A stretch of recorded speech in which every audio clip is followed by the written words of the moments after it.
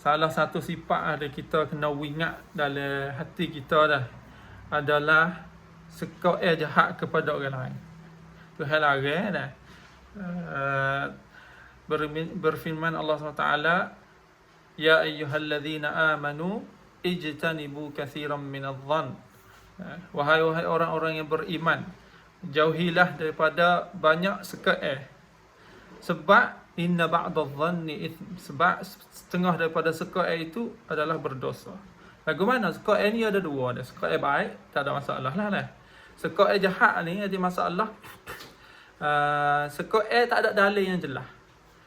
Dah.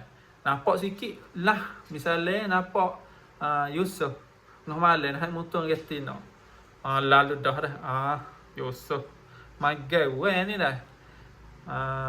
Sekae jahat lah dah. Dan ternyata pagi esok orang panggil bukan gawe dak dah, mek je sakit perut, buat pergi rumah sakit. Jangan gaduh suka jahat kepada orang lain dengan tak ada orang panggil laktan dalil yang jelas. Sebab takut jadi duk ngupak. Kita suka jahat, lepas tu tak ada dalil, kita pergi cari rahsia orang untuk nak jelaskan hak kita suka jahat tu.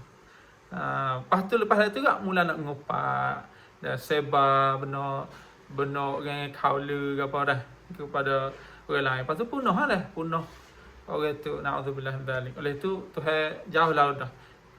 Inna ba'dadh-dhanni itsm. Separuh daripada sekae itu adalah berdosa. Na'udzubillah min dzalik. Semoga kita jauh daripada sekae jahat. Tenang jiwa kita juga. InsyaAllah ta'ala.